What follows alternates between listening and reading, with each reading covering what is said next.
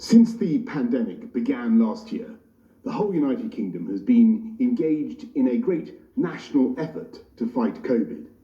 And there's no doubt that in fighting the old variant of the virus, our collective efforts were working and would have continued to work. But we now have a new variant of the virus, and it's been both frustrating and alarming to see the speed with which the new variant is spreading. Our scientists have confirmed this new variant is between 50 and 70% more transmissible. That means you're much, much more likely to catch the virus and to pass it on.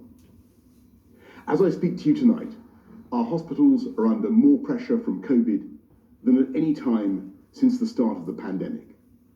In England alone, the number of COVID patients in hospitals has increased by nearly a third in the last week to almost 27,000. And that number is 40% higher than the first peak in April. On the 29th of December, more than 80,000 people tested positive for COVID across the UK, a new record. The number of deaths is up by 20% over the last week and will sadly rise further. And my thoughts are with all those who've lost loved ones. With most of the country already under extreme measures, it's clear that we need to do more together to bring this new variant under control while our vaccines are rolled out.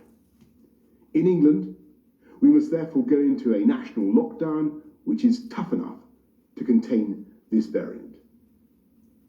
That means the government is once again instructing you to stay at home.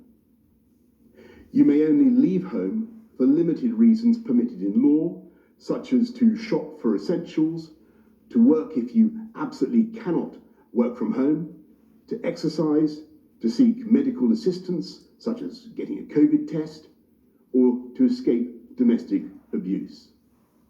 The full details of what you can and can't do will be available at gov.uk/coronavirus.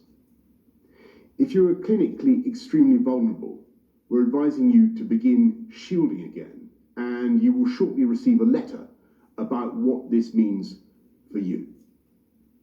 And because we now have to do everything we possibly can to stop the spread of the disease, primary schools, secondary schools, and colleges across England must move to remote provision from tomorrow, except for vulnerable children and the children of key workers. Everyone will still be able to access early years settings such as nurseries. We recognise that this will mean it's not possible or fair for all exams to go ahead this summer as normal. The Education Secretary will work with Ofqual to put in place alternative arrangements. We will provide extra support